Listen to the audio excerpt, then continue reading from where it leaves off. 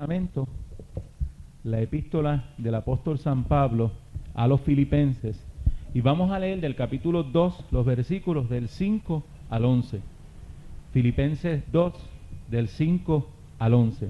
Dice así la palabra de Dios: haya pues en vosotros este sentir que hubo también en Cristo Jesús, el cual, siendo en forma de Dios, no estimó el ser igual a Dios como cosa a que aferrarse, sino que se despojó a sí mismo, tomando forma de siervo, hecho semejante a los hombres, y estando en la condición de hombre, se humilló a sí mismo, haciéndose obediente hasta la muerte y muerte de cruz, por lo cual Dios también le exaltó hasta lo sumo, y le dio un nombre que es sobre todo nombre, para que en el nombre de Jesús se doble toda rodilla de los que están en los cielos y en la tierra y debajo de la tierra, y toda lengua confiese que Jesucristo es el Señor, para gloria de Dios Padre. Dios bendiga su palabra, y con nosotros el pastor Terranova.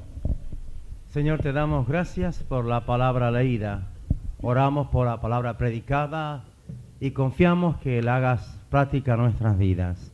En el nombre bendito de Jesús. Amén. Tomen asiento, mis hermanos. Estando la semana pasada en la Ciudad de México, el sábado a la noche, me dio una vuelta por la ciudad, en los alrededores.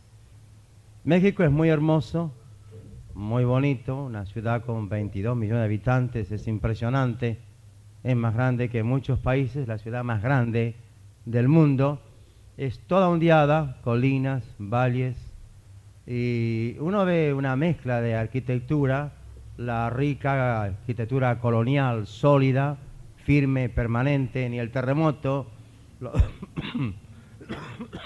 la derribó, y la moderna, y también mucha influencia azteca. Uno ve mucha belleza en México, mucha hermosura, y aunque de México traje una monga que no se me va y un catarro que me persigue, sin embargo, son buenos los recuerdos de esos días, buenísimos. Pero aquella noche yo miraba toda la ciudad, estaba escuchando a la gente que me llevaba a hablarme de la historia, de los problemas, de la gente, las necesidades, los niños, tantas cosas. Hay 1 millón de niños desamparados que viven de la basura que se recoge en los alrededores. Hay pobreza, hay miseria. Y de pronto uno se hace las preguntas que tiene que hacérselas. ¿Cómo entre tanta riqueza, entre tanto bienestar, hay tanto malestar y tanta pobreza? ¿Cómo entender un mundo de relativos habiendo tan grandes absolutos? ¿Cómo comprender la humanidad? ¿Cómo dar una explicación que a lo menos al corazón honesto satisfaga? ¿Cómo entender que haya tanta maldad habiendo tantas cosas buenas en la vida y tanta hermosura? Y estuve pensando algunas cosas y de pronto recordé algo que fue el punto de partida del tema de esta noche: cómo Dios dio a Israel una tierra prometida, una tierra rica, fecunda, cuidada, una tierra que le llama la tierra de la promesa, la tierra que fluye leche y miel. Y aquel pueblo entra a la tierra prometida, cruza el Jordán para vivir la experiencia de felicidad tantos siglos esperada, como que al fin la promesa se cumplió, como que lo que habían escuchado de sus abuelos y bisabuelos, lo que dijo Abraham y Jacob, se había cumplido. Josué los lleva de victoria en victoria, pero lentamente el pueblo regresa a la anarquía, la tiranía, el caos. Y el libro de los jueces revela una situación interesante. Y yo noté en un papelito, estando allá, ¿cuál es el pecado padre de todos los pecados? ¿Cuál es el pecado padre, original, que trae pecados? ¿Dónde comienza la cosa? Y no voy a hacer teología en esta noche, que la desobediencia, que la caída, que Adán y que Eva. Yo quiero ser honesto, ir al comportamiento humano. ¿De dónde nacen los problemas nuestros? ¿Cuál es el mayor de los pecados? ¿Qué es lo que nos quita la felicidad y el gozo de vivir. ¿Qué es la razón? ¿Por qué no somos felices, dichosos? Y yo me pregunto muchas veces, qué hermoso que es Puerto Rico, qué pueblo fabuloso. ¿Por qué no hay dicha, felicidad, alegría, canto, regocijo? ¿Por qué no hay como niños cantando en cada esquina, en cada lugar? ¿Por qué una minoría es dichosa o una mayoría se aflige? ¿Por qué unos pocos parece que tocan el cielo y una inmensidad se arrastra en las penumbras de una vida infernal? ¿A qué se debe? Y de pronto recordé el libro de Jueces, un libro muy poco leído, pero que refleja una de las condiciones de más caos, desorden y crisis en la vida de una nación. Cuando Josué muere, enseguida le sucede Otoniel, y luego hay 14 jueces que van viniendo, uno tras otro, intentando gobernar a un país desgobernado, orientar a un país sin orientación, legislar a un país que no creía en la ley. Y durante 14 jueces, 400 años, la crisis es pavorosa. Hasta Sansón es el último de los jueces y enseguida aparece el último juez que se llama Samuel y comienza otra etapa. ¿Cómo explicar aquella situación? Hay dos citas, hay varias en Jueces que son muy iluminadoras. Dice Jueces 17:6. En aquellos días no había rey en Israel. Cada uno hacía lo que bien le parecía. Lo voy a repetir. En aquellos días no había rey en Israel. Cada uno hacía lo que bien le parecía.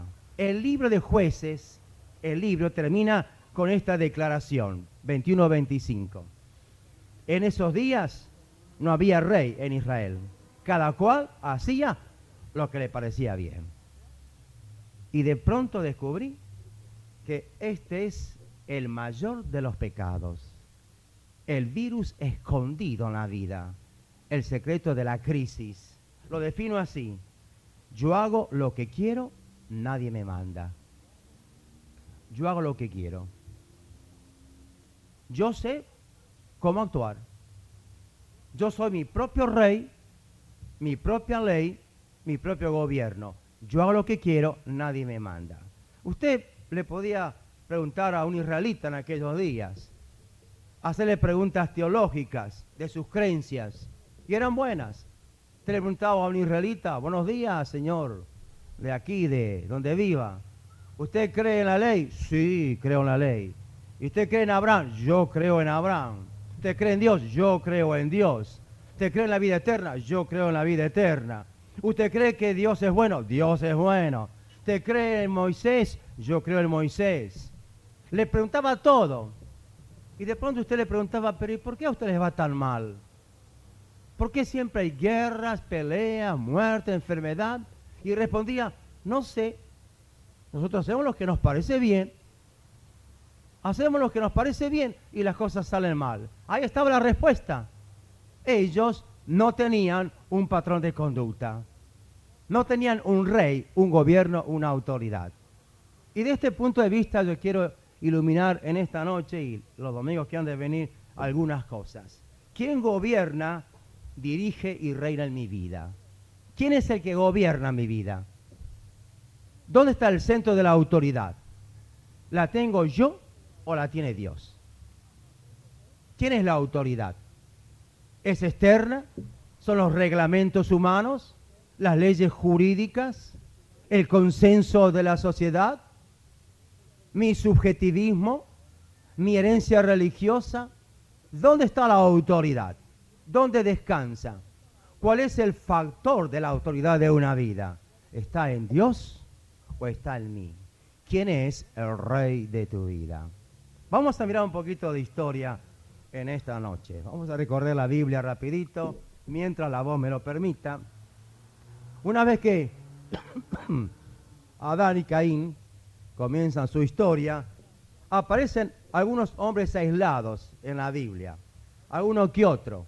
De pronto usted aparece un hombre como Enoc. Enoc es un personaje misterioso de la Biblia. un hombre que obedeció a Dios, fue amigo de Dios, caminó con Dios y se fue a la eternidad sin morir. Un hombre que entendió que Dios era el rey de su vida. Después de Enoc, usted se encuentra con Noé. Noé es otro personaje misterioso. Mientras el mundo estaba en el mayor caos moral, la mayor crisis, asesinato, robo, perdición, perversión, todo pecado horrible ocurría en aquellos días, Noé era un hombre que decía, yo tengo un rey, que es Dios. Noé era justo. Noé sale del diluvio y comienza una larga historia de personas hasta que Dios comienza a llamar hombres. Y llama entonces a Moisés. Moisés y Josué son otro tipo de personas. Otro personaje que están escuchando a Dios, oyendo a Dios, diciendo, Dios, queremos que tú gobiernes nuestra vida, que la dirijas. Dios llama a Moisés y Moisés entiende que la autoridad es Dios. Llama a Abraham y entiende que la autoridad es Dios. Y Josué entiende esa autoridad. Es un tiempo en que el mundo comienza a regirse por la dirección de Dios, la autoridad de Dios, el control de Dios, la presencia de Dios en sus vidas. Y entonces, en el tiempo de Jueces, es un tremendo caos. Esta tos es parte del programa, así que tómenla como algo folclórico, no se quejen. Cuando yo toso, usted piensa que mi hijo está muy bueno. Todo eso. Bueno, son dos vasos mejor que uno. A ver si este es mejor que me han traído. Entonces aparece este tremendo caos, pero espantoso, donde la gente comienza a hacer lo que le parece, lo que cree que es bueno, su propia opinión. No hay rey, no hay gobierno. Y eso se va filtrando en la sociedad. Un cuadro de voluntad equivocada. Aquellos hombres inventan un evangelio, y acá voy llegando al punto de esta noche, el evangelio de las ganas, que refleja el comportamiento de la sociedad. Yo hago lo que me parece, hago lo que me da la gana, y si me da la gana. Y uno comienza a descubrir en esta reflexión entre tos y tos, comienza a descubrir que una sociedad que se maneja por el subjetivismo moral, que se conduce por la opinión personal, que se coloca en el centro de la vida, no tiene esperanzas de mejora, sino parece que el mundo va en un proceso desencadenante de crisis. Voy a hacer un pequeño paréntesis. Uno comienza a ponerse feliz en estos días a ver los grandes cambios en el mundo político que nos rodea, como que cayó el muro de Berlín, como que hay una ruptura del monopolismo político en algunos países, como que de pronto Oriente comienza a cambiar de fisonomía. Y nos alegramos y decimos, qué bueno que la gente se levantó en contra del marxismo. Pero pronto va a haber un levantamiento en contra del capitalismo. La gente ha cambiado de una dictadura a otra dictadura, de una opresión a otra opresión. En cualquier sistema político donde el hombre es el centro del hombre, no hay esperanza para el hombre.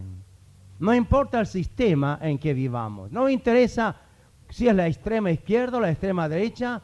Cuando no hay un centro espiritual, hay siempre un problema humano y un problema social. Aquella gente vivía ese evangelio. Y lo pongo de algunas maneras, este evangelio de las ganas, el evangelio de yo hago lo que me parece. Por ejemplo, yo le preguntaba a una persona, ¿cuándo oras tú? Bueno, yo oro cuando me da la gana, cuando tengo tiempo, cuando me parece. ¿Y cuando leemos la Biblia? Cuando tengo ganas. ¿Y cuándo vas a la iglesia? Y de vez en cuando tengo ganas. ¿Y cuando ofrendas? Bueno, ofrendo lo que se me da la gana. Y de pronto uno comienza a descubrir que detrás de toda aquella filosofía de aquella gente del tiempo de los jueces, se ha ido filtrando el mismo pensamiento, yo hago lo que quiero y como quiero. Yo hago lo que se me da la real gana. Vengo cuando me parece, oro cuando se me ocurre, leo cuando tengo interés. Yo soy el dueño de mi vida. Y uno termina siendo esclavo en su propia vida y en su propio comportamiento. Cuando la vida depende de las emociones, cuando depende del subjetivismo, depende de uno mismo, no hay casi ninguna esperanza.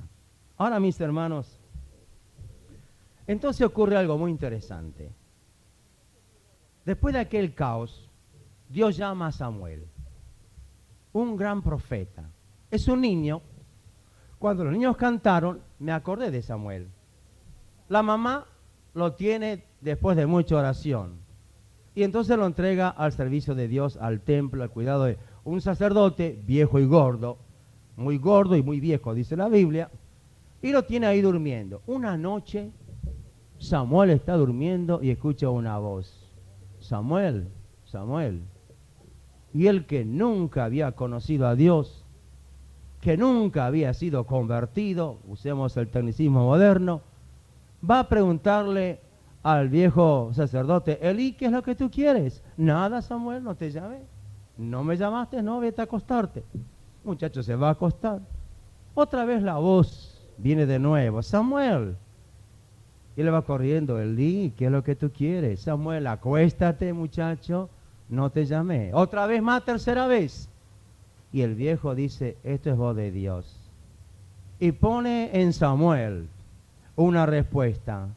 Si escuchas esa voz, di: habla, Señor, que tu siervo escucha.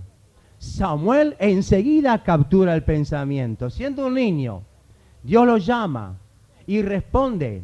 Y entonces Dios le dice a Samuel: Samuel, a partir de ahora las cosas van a cambiar. Y comienza otro tipo de ministerio. El ministerio del gobierno de Dios. La dirección de Dios. Ya no más lo que yo quiero, sino lo que Dios quiere. Van pasando años, bastante años. Las cosas van caminando bien. Hay victorias, hay bendiciones, hay milagros, hay maravillas. Pero un día el pueblo se rebela. Dice Samuel: está muy bueno esto de obedecer a Dios. Está muy bueno esto de que Dios ha dicho, que Dios habla, que Abraham y que Moisés. Pero nosotros queremos ser como los demás pueblos. Queremos tener un rey como los demás pueblos. ¿Cómo? Dice Samuel. Usted tiene un rey. Jehová es el rey. Esta es una teocracia. No, Samuel, no hablo de Dios rey. Queremos un rey. Un rey de carne y hueso. Que podamos mirarlo, ser como las demás naciones. Y comienza a entrar otra vez en la nación. Ese sentimiento: yo hago lo que quiero. ¿Y qué es lo que queremos hacer? Imitar a los demás. Y lo voy a repetir. ¿Qué hay detrás en el fondo? Cuando yo digo hago lo que quiero, ¿qué estoy diciendo? Yo voy a hacer lo que hacen los demás. Yo voy a imitar a los demás. No voy a innovar, a inventar. Voy a hacer como los demás. Los demás cantan, voy a cantar. Los demás se ensucian, me voy a ensuciar. Los demás se tiran al suelo, me voy a tirar al suelo. Y pronto comienza el mundo de una sociedad de imitación. Yo voy a repetir la copia. Queremos un rey. Samuel se asusta. Dice: Señor, qué pena. Y dice Dios: no, Samuel, no te aflijas. No es a ti que te han desechado, es a mí que me han desechado. No quieren que yo reine sobre ellos. Dales el gusto. Y entonces aparece la primera elección democrática de la historia de Israel. Eligen un rey. Alto, fornido, guapo. Lo eligen a Saúl. Y Saúl es el prototipo, el símbolo de esa filosofía. Hacer lo que yo quiero. Y Saúl comienza a hacer lo que él quiere. Y siempre a desobedecer. A Saúl no le importa a Dios, le importa a Saúl. Varios ejemplos. Su hijo Jonatán gana una gran batalla. Y Saúl dice: Saúl venció a los filisteos. Samuel le dice a Saúl: Saúl, cuando tomes al rey Agag, mata a ese rey amalecita, al ganado, quita todo del camino. ¿Sabe qué dice Saúl? Yo hago lo que me da la gana. Yo soy el rey. Hago lo que me da la gana. Y entonces Saúl hizo lo que le dio la gana. Y vez tras vez, Saúl desobedece. Y Dios dice, entonces Samuel, vamos a hacer otra cosa. Vamos a elegir un rey conforme al corazón de Dios. Y entonces aparece en la historia el rey David. La elección de David es una elección muy interesante. A mí me gusta siempre ir al pasaje bíblico y al paisaje, la escenografía, y revivir aquel momento.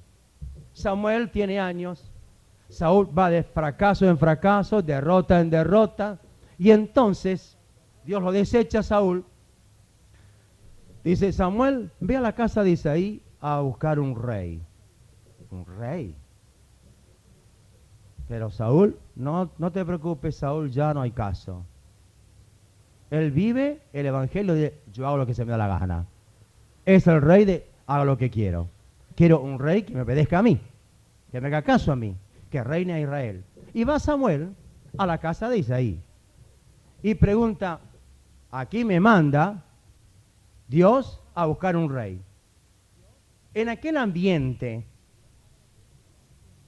de hago lo que quiero, de objetivismo, de pensamientos seculares, el padre dice, muy bien, y comienza por el primero. Lo trae a Eliab, el primero de ellos, un muchacho fuerte, guapo y lindo, y dice, aquí está mi primogénito. No, dice Dios, este no es. No es este, ¿no? Bueno, a ver, que venga el segundo. No, este no es. Que venga el tercero. No, este no es. Y aquel hombre dice, pero Samuel, ¿seguro que estás buscando un rey en mi familia? Sí. Dios me dijo, aquí va a estar el rey de Israel. Bueno, a ver, que venga otro. Y van viniendo los hijos. 7 hijos. No, dice Dios. No hay ninguno de ellos. Y Samuel queda sorprendido. Dice, pero ¿no tienes otro hijo más? Sí, dice. Tengo otro, pero ese no sirve para rey. Ese es un chiquito travieso. Está siempre en el campo con el arpa, cantando, alabando a Dios, cuidando ovejas, despeinado, medio sucio. Ese es el travieso de la familia. Ese no sirve para rey. Anda a buscarlo. Y David viene. Imagino, no estaba preparado para una entrevista así. Imagino cómo viene David, saltando, pateando piedritas, revoleando la onda. Se mete en la casa, papi, que está acá el profeta Samuel. ¡Qué susto! Al verlo. Y Dios dice, este es el hombre, es este. Y Samuel aprende una lección. El hombre mira lo que tiene en los ojos, Dios mira el corazón. Y Samuel lo entiende, y David también. Y entonces comienza otro gobierno. El gobierno de Dios es el rey. David lo entiende enseguidita. Hay algunas cosas tan lindas en este pasaje de cuando Dios llama a Samuel. Una vez que Samuel llega a ser rey, ¿qué es lo que hace? ¿Abdica el trono? Sí. Él nunca lo hizo público. Él renuncia al trono. Y él dice, ahora Dios es el rey. Y los salmos, David es el más feliz de los personajes de la Biblia. Es el hombre más contentos. Alegre siempre. Canta, alaba. David es mi profesor de alabanza. Y yo veo como canta mi maestro de la adoración. En todo tiempo tiene un salmo. En todo tiempo. Y en cualquier momento, Dios es el rey. Vamos a tomar 2 o 3 citas. El Salmo 44:4. Tú, oh Dios, eres mi rey. Jamás lo dijo Saúl eso. Nadie. Vean el proceso. Yo hago lo que quiero. Soy independiente. Nadie me manda. Quiero ser como las demás naciones. No quiero parecerme a Dios. Quiero parecerme a la gente. Y rápidamente David dice que no es así, que Dios es el rey. Dice el salmo, otro salmo, cantad a Dios, cantad a nuestro rey, cantad, porque Dios es el rey de toda la tierra. Dice el Señor es rey eternamente y para siempre. Está atento a la voz de mi clamor, rey mío y Dios mío, porque a ti oraré. David dice, Él es el rey, Él es el rey. Y la historia comienza a cambiar en David. Y en la promesa de David, dice, de ti David va a nacer el rey verdadero. Y hago un paréntesis aquí. ¿Quién es el rey de la vida tuya? ¿Quién gobierna tu vida? ¿Quién dirige tu vida? ¿Qué es tu teología? ¿Hago lo que me parece o lo que Dios dice? ¿Dónde descansa nuestra afirmación? Saben, tenemos muchos canales para escoger pensamientos. Yo hago lo que a mí me parece. Yo tengo mi punto de vista. Yo estudié psicología y puedo hablar de muchos mecanismos del comportamiento humano. Estudié filosofía. Puedo hablar del pensamiento de la humanidad. Cómo a través de los siglos la gente ha elaborado disciplinas académicas respondiendo a los problemas de la vida. Y cabe decimos, yo tengo un punto de vista.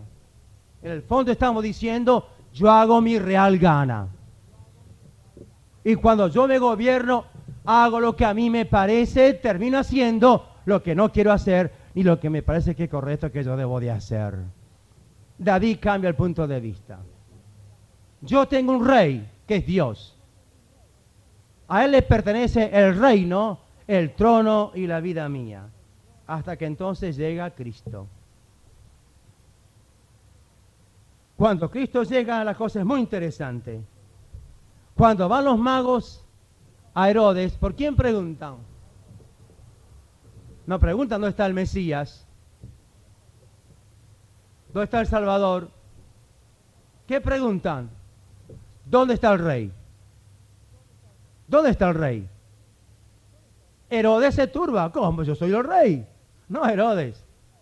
Tú no eres el rey, eres un reyecito nomás. Un adorno en la historia. El rey que viene, el rey que ha venido, es el rey verdadero. ¿Dónde está el rey? Y Jesús comienza a predicar el Evangelio. Y comienza con estas palabras. Arrepentíos. Que significa cambien la forma de pensar. Eso es arrepentimiento, metanoia. Cambie la forma de pensar. No más hago lo que quiero. Voy a hacer lo que Dios quiere. No más lo que me parece, sino lo que a Dios le parece. Y mi hermano, mi amigo querido, ¿qué es el pecado básico de la vida? ¿Dónde comienzan tus problemas y mis problemas? No es en las creencias, es en las actitudes. No es en la religión, es en la convicción. ¿Qué haces tú? ¿Lo que tú quieres o lo que Dios quiere? ¿Lo que me parece bueno o lo que es correcto a los ojos de Dios? ¿Dónde edificas la filosofía de la vida tuya? ¿El comportamiento tuyo? ¿La moral tuyo? ¿En tu opinión o en la opinión de Dios? Arrepentido, dice Jesús, ya vino el reino de los cielos. Ahora hay un rey, hay un gobierno. No más anarquía, no más tiranía, no más hago lo que quiero. Y de pronto nos erguimos nosotros. Decimos, momentito, yo tengo edad para decidir, yo tengo mente para pensar, voy a actuar según mi criterio. Así está la sociedad, así está el mundo, así está la iglesia, así está la familia, cada cual es un anárquico tirano en el círculo estrecho de su propia voluntad. Yo hago lo que quiero. El tiempo de los jueces no ha desaparecido. Sigue vigente, sigue actual.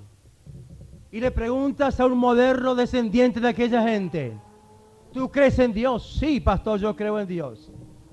¿Y crees en la iglesia? Creo en la iglesia. ¿Y en la Biblia? Creo en la Biblia. ¿Y por qué las cosas van mal en tu vida? Yo hago lo que quiero. Hago lo que me parece. Yo no quiero un rey. Yo quiero ser igual a los demás. No ser distinto. Yo tengo un punto de referencia, copiar la sociedad, copiar el ambiente, ser una copia del mundo que me rodea.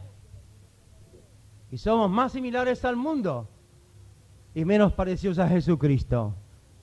Y lentamente la vida nuestra se va convirtiendo en un caos con buenas creencias, en una confusión mental. Creemos correctamente y actuamos incorrectamente. Hemos dicho, no queremos que tú reines sobre nosotros. En la cruz, Pilato dice, he aquí Jesús, el rey de los judíos. Hay un rey. Él tiene la autoridad, la última palabra. Sabe, la gente se resiste a ser gobernada. En el fondo, cada cual es un dictador en el propio perímetro de su corazón. A mí nadie me manda, a mí nadie me gobierna, a mí nadie me indica, yo hago lo que quiero.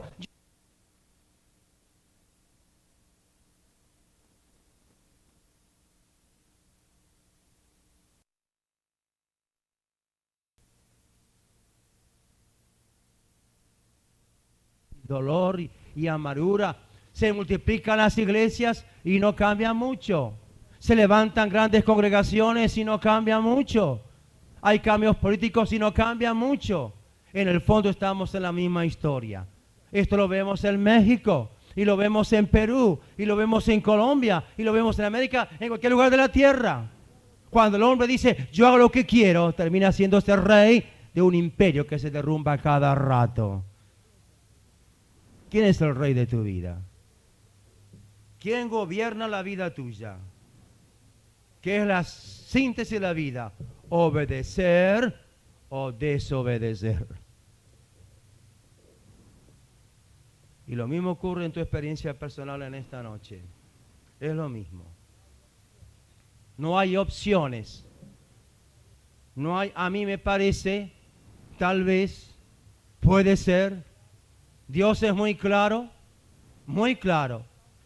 Hay una sola autoridad, es la autoridad de Dios. Y repite la Biblia que llega el día, y el día llega en que toda rodilla se va a doblar y va a decir Jesucristo es el Señor. Él es la autoridad de la vida nuestra. No basta que lo creamos. Hay una gran distancia entre nuestras sanas creencias y nuestro enfermizo comportamiento. Hay un abismo entre una teología bíblica y un comportamiento no bíblico. Pregunta a aquella gente de Israel, sus creencias eran correctas. Pero al mismo tiempo miraban a los fenicios y a los cananeos y a los amonitas, querían ser como ellos. ¿Cuál es el modelo para la vida tuya?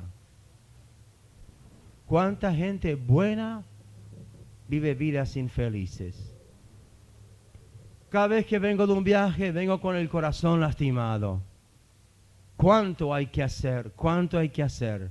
¿Cuántas vidas que ayudar? Hogares levantar. ¿Cuántas cosas? ¿Cuánta miseria y cuánto dolor? ¿Y qué es la clave? No es con sermones que cambiaremos el mundo, ni con grandes predicaciones. Es volviendo a la autoridad de la palabra de Dios. Dios dice así y hay que obedecer.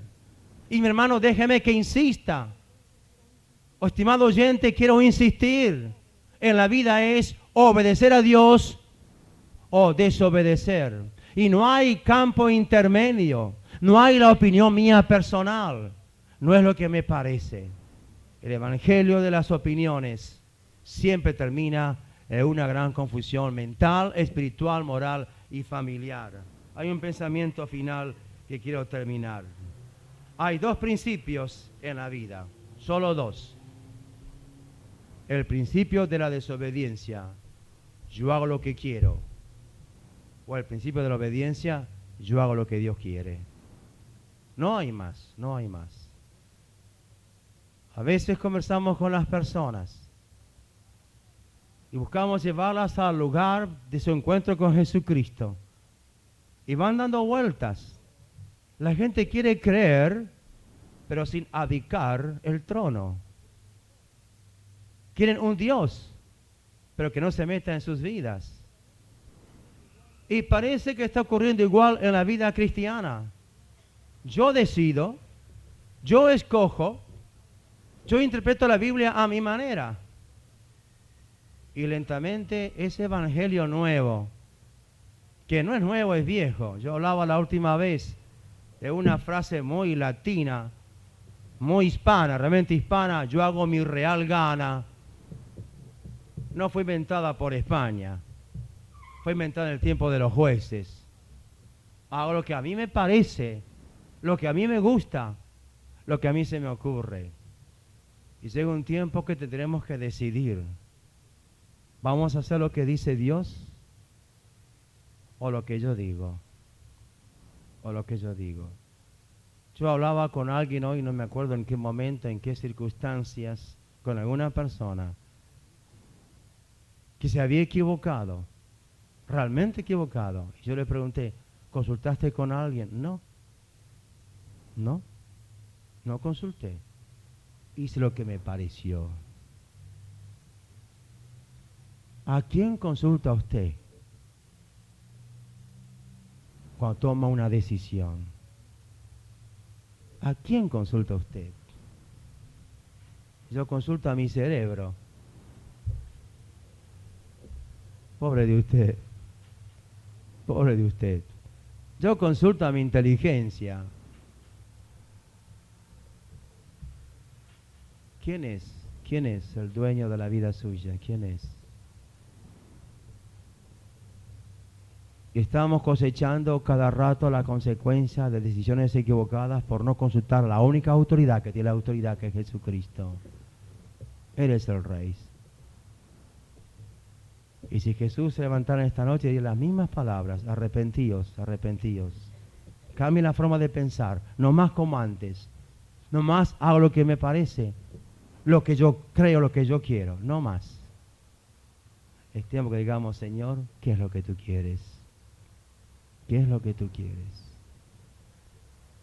Vamos a orar.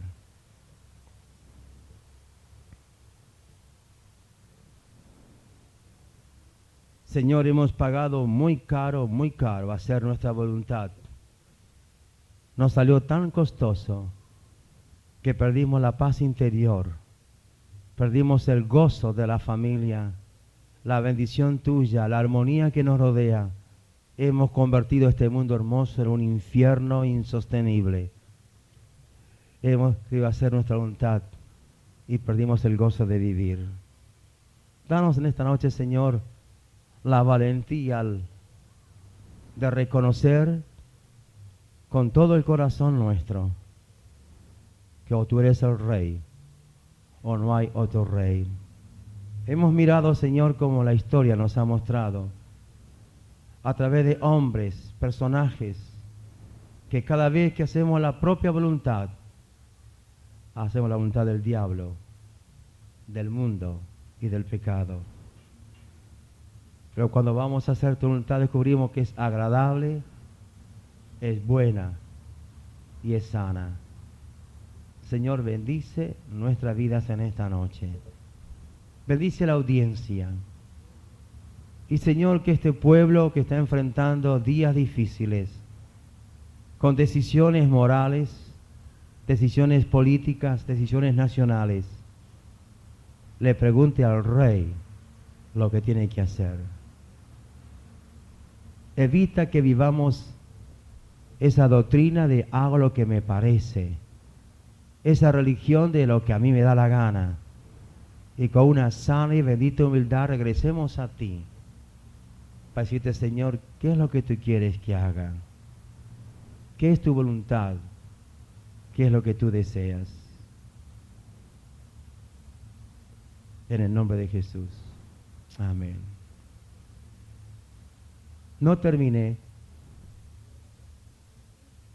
Voy a hablar rapidito de 3 personas cuyas vidas cambiaron para siempre la historia. Dios llama a Samuel y Samuel responde: Señor, habla, que tu siervo escucha. Samuel vivió siempre oyendo la voz de Dios. Tuvo control de la nación. escogió a David como rey. Y nunca más la historia fue igual.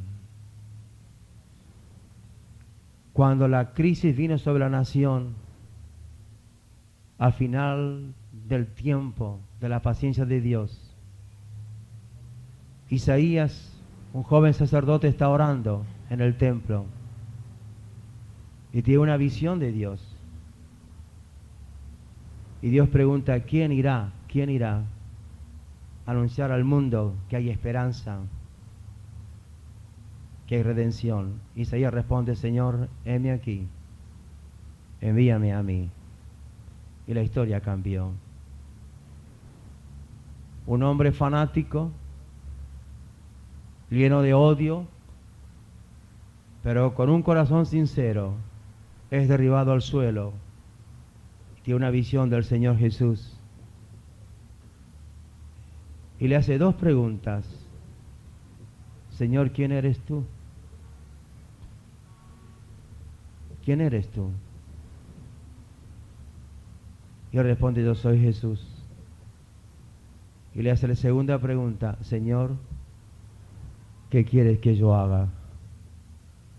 Y nunca, nunca más la historia fue igual. La grandeza de Pablo estaba en esta respuesta en su encuentro con Jesús. ¿Qué quieres que haga? Ahora tú mandas. Yo no mando. Tu vida va a cambiar, tu historia va a cambiar. Y la pregunta es, ¿quién manda en la vida tuya? ¿Quién es la suprema autoridad de tu vida? ¿Quién es el Rey?